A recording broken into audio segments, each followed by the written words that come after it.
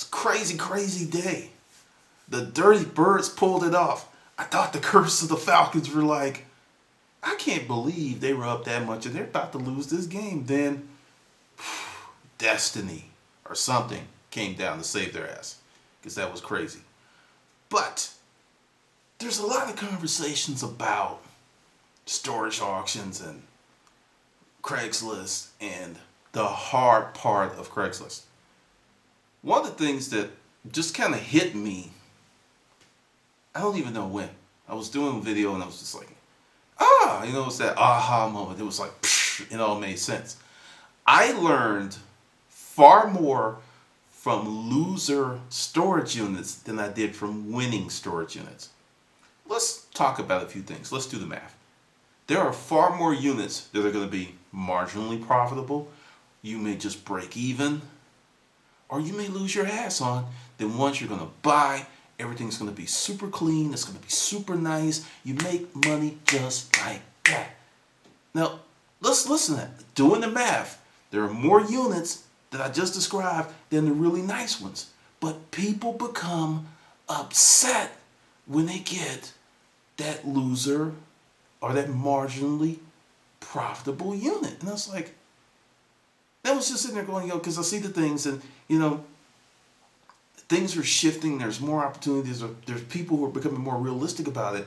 And I really thought about it. And the reason was, when your back is against the wall, and this is something else that's backed up by students from my webinars, Hustler Mindset. Your back is against the wall. You pull something out yourself that you do things that you normally wouldn't do, because you learn more from failure than success. This is true in all areas of life. But I was at a point where I was going to win in the storage auction game, because there are many people that's like, you had money, this happened.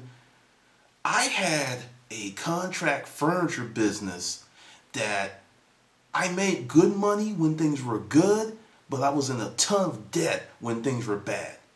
I remember doing one job, and within 45 days, I went from having 80 grand in the bank to being $100,000 plus that 80 grand in debt. 45 days. When you do contract furniture, you have to carry a lot of paper, because, I was getting gooder at getting the companies to give me a 50% deposit. But sometimes, they give you 20% or 30%. You have to float the rest. On a $40,000, $50,000 wholesale job, that was 50 grand in debt. Sometimes you got terms from the factory, sometimes you didn't. If you were new, you didn't get terms. You was like, pay as you go, player. And it was like really good, really bad, really good, really bad. And one of the reasons that I wanted to make the storage auction business more successful was it was more consistent money. It wasn't as large. You didn't get the big checks, but you didn't have the big risk. So I think getting into the business, my mindset was so different, because I was coming from, you do this deal wrong, you could lose 100 grand. And it was hard for months. Whereas you buy a bad unit, you lose $200, you lose $1,000. It hurt, but based on some of the things that I went through in that other business, it wasn't so bad. Not to mention storage auctions were fun. They were fun. And one of the things that I learned is dealing with those people that were they putting their foot off in my ass. Because understand, just like you, I didn't know what was going on. I didn't know this stuff was in units. I had no clue. So I was, in my beginning days, regulated to the junk units. But being creative and having a great partner, we repurposed a lot of stuff. And I'm looking back and I'm thinking, I'm not really having an honest conversation with you, because when I say, you've got this $20 unit and make $300-400, many people today, and I can say this based on my experience with, the webinars, the books, that they're buying units and they're literally leaving money on the table because they're trying to cherry pick the profit. Back when I first started on YouTube, I had this expression, from the rooter to the tutor, hog theory. I'm from Alabama. They use everything in the hog. The snout, the tail, everything is just pretty much used in some capacity. And I took that whole business model, because the hog theory thing is a business model, and apply it to storage auctions. We tried to sell everything. If it made 50 cents, it was profit. Well, a lot of people, we're throwing it away. We're not going to do anything. If it's broke, we're not going to invest in anything because my time is money, which is true. But when you first start, you got to pay some dues. And there are so many people that are really trying to get around that. They're just like, they're trying to run a hard slant left, or they're just, you can't. And when you run away from it, you miss out on these learning profitable lessons, because in the terms of building stuff and, making things nice, we became faster. Like, a prime example, so many of the seat cushions of the dining room sets were jacked up. My partner, and literally, I saw her do this on the dining room set with 6 chairs, pop off the screws, recover the seat cushion with material that we got out of a unit in like 15 minutes. I'm talking about bam, bam, flip the covers off, hit them with, we had an air gun that we got out of a unit, pop, pop, pop, pop, put them back on, screw them, put a little Howards on it, shine those bad boys up. You didn't know that thing was 5, 6, 7 years old. And then I remember this lady came in and she saw it was a Queen Anne, the rice Queen Anne dining room set. And you see it all the time. It's the most common one you see. But the thing is, it was made by Thomasville, hardwood, and it was a dark, medium cherry. Not that rich, dark, glossy cherry, but a medium cherry. And she came over and she said, "Oh, these seat cushions are divine." And women do this. Whether you watch them, if you have a store, watch them. They're going to do some way where they can get close enough to get the smell test on cushions and upholstery, because all women think someone's screwing on the sofa. I really wonder what they were doing on their sofa for them to have those kind of opinions. But she sniffed it and she said, "Oh God, this smells brand new." I was like, I got it from the estate clean out. I really don't know the history of it. I just know that everything that we got, and I would point out, it's like, oh, this came from there, and and she just saw all this nice stuff, and it tells a story. So, she scooped it up, and she scooped up some other stuff.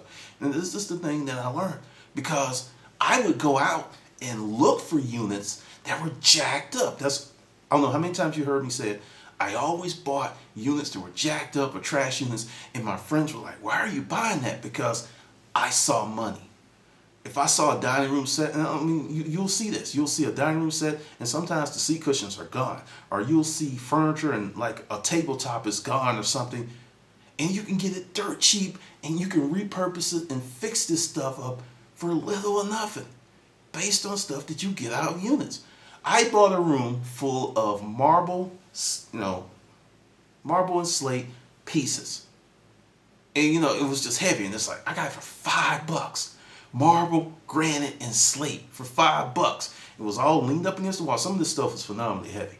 Some of this stuff scared me, because one piece, I remember, it took 7 of us to move. And this is what's called a gravity load. But we would take this stuff, and then I knew a guy that had a saw, and I knew a guy that could polish stuff, and I would trade stuff. And sometimes we would give you an example, take like an antique bureau chest or something, and say the top is jacked up, totally jacked up. What I would do, sand that sucker down as far as I can, actually take a few millimeters off, then take a piece of granite, and it doesn't have to match, or sometimes if my guy was available, I would have him cut it where it would be a perfect fit, and just drop that bad boy on there. Instant class. Another unit, it was nothing but clothing. And the clothing was all crazy sizes. There was no way that this was the wardrobe of one person. And I was like, what the hell? I got it for $5. And I almost threw it away. And I was like, what can you do? And then I found a bag of costume jewelry, of crazy stuff. Daisies, beetles, just crazy stuff. I was like, what the heck?